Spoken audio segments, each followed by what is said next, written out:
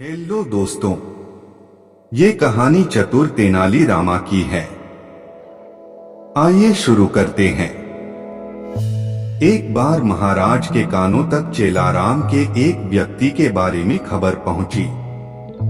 सब लोग बोलते थे कि जो कोई भी चेलाराम का मुंह देख लेता है उसे पूरे दिन एक निवाला तक खाने को नहीं मिलता। वह इंसान पूरे दिन भूखा ही रह जाता था। यह बात परखने के लिए महाराज ने उसे अपने सामने वाले कक्ष में ठहरने के लिए बुलवा लिया। चेलाराम महल में आकर बहुत खुश था। उसे राजसी भोग भोगने में बड़ा ही मजा आ रहा था। एक दिन महाराज की नींद अचानक से खुल गई। उन्होंने अपने कक्ष के बाहर देखा तो उनकी नजर सामने वाले कक्ष में रह रहे चेलाराम पर पड़ गई, जो अपने कक्ष के झरोखे में खड़ा था। संयोगवश उस दिन ऐसी परिस्थिति पैदा हो गई कि महाराज को भी पूरे दिन खाने को भोजन नहीं मिला। महाराज ने गुस्से में सैनिकों को बुलवाकर चेलाराम को अगले दिन फांसी पर लटकाने का हुक्म सुना डाला।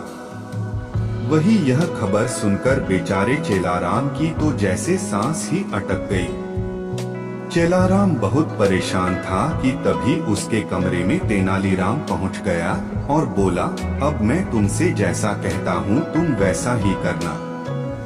चेलाराम ने हाँ में गर्दन हिला दी। तब तेनालीराम बोला, कल जब तुम अपनी अंतिम इच्छा में पूरी प्रजा के सामने कुछ कहने के लिए बोलना। अगले दिन चेलाराम की अंतिम इच्छा के अनुसार नगर में सभा बुलाई गई। सब लोगों के सामने आकर चेलाराम बोला, भाइयों, मेरा चेहरा देखने से तो लोगों को खाना नसीब नहीं होता, लेकिन जो कोई महाराज का मुंह देख लेता है उसे तो सीधे मौत मिलती है। चेलाराम की ये बात सुनकर महाराज अचंभित हो गए। उन्होंने तुरंत फांसी रुकवा दी और चेलाराम से पूछा, तुमने ये सब किसके कहने पर बोला? चेलाराम बोला, महाराज तेनालीराम के सिवा ये कौन बता सकता है।